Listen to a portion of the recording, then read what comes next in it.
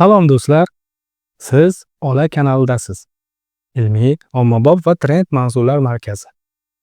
Bugun siz bilan zamonamizning eng katta savollaridan biriga javob izlaymiz. Sun'iy intellekt. Sun'iy intellekt insoniyat uchun tahdidmi yoki imkoniyat? Tayyor bo'ling. Bu video sizni o'ylantiradi, hayratlantiradi va ehtimol ogohlantiradi. Sun'iy intellekt deganda ko'pchilikning ko'z oldiga faqat robotlar keladi. Aslida esa bu qaror qabul qila oladigan, o'rganadigan va muammolarni hal qiladigan dasturiy tizimlar to'plamidir. Uning ildizi 1950-yillarga borib taqaladi. Alan Turing mashina o'ylashi mumkinmi degan savolni qo'ygan edi. 1997-yilda esa IBM Deep Blue kompyuteri Garri Kasparovni mag'lub etdi. Bu tarixiy burilish edi. Bugunga kelib, sun'iy intellekt har yerda. ChatGPT siz bilan suhbat qurmoqda, zamonaviy mashinalar o'z-o'zini boshqaryapti. Midjourney esa suratlarni orzuga aylantirmoqda. Imkoniyatlar. Sun'iy intellekt qanday imkoniyatlarni ochyapti? Sun'iy intellekt endi yurak xurujini oldindan aniqlayapti. DNK tahlilini tez va aniq bajaradi. Bu saraton kasalligini erta aniqlash imkonini beradi. IBM Watson shifokorlarga bemorga mos muolajani tanlashda yordam beradi. O'qituvchilar har bir o'quvchi uchun dars tuzishga ulgurmaydi. Ammo sun'iy intellekt buni qila oladi. Saviyasiga qarab mashqlar, qiziqishiga mos dars mavzulari, talabaning xatolariga qarab takrorlash imkoniyatlari. Zamonaviy mashinalarning avtopiloti faqatgina harakatlanmaydi. U atrof muhitni taniydi. Piyodalarni, yo'l belgilari va xavflarni aniqlaydi. Aeroportlarda sun'iy intellekt reyslarni optimallashtiradi, yuklarni taqsimlaydi.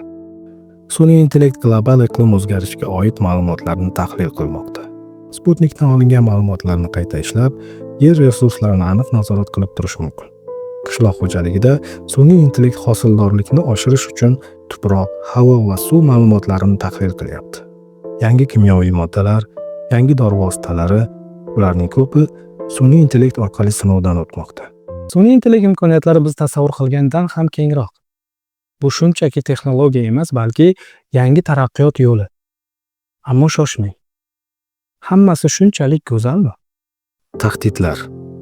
Sun'iy intellekt biz uchun xavf tug'dirishi mumkinmi? Sun'iy intellektning yutuqlari albatta juda hayajonli, lekin uning xavfli tomonlari ham mavjud. Robotlar fabrikalar va boshqa sohalarda odamlarning o'rnini egallamoqda. Deepfake va yolg'on axborot. Sun'iy intellekt yordamida soxta videolar va rasm kiritilishi mumkin. Bu esa haqiqatni ajratishni qiyinlashtiradi.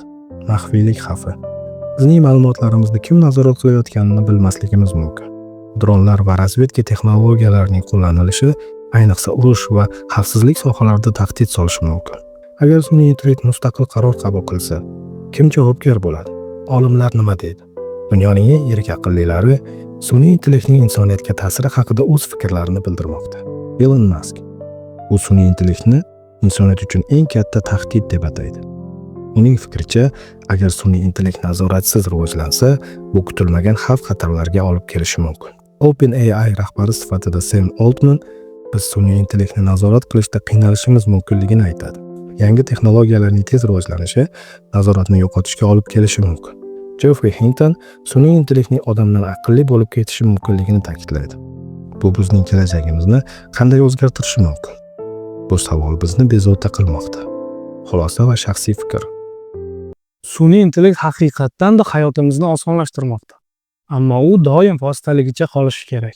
Elektr toki insoniyatni o'ldirishi yoki kiyimimizni dazmol qilib berishi mumkin bo'lgani kabi, sun'iy intellektga qanday yondashishimiz, undan qanday foydalanishimiz va qanday nazorat qilishimiz o'zimizning qo'limizda.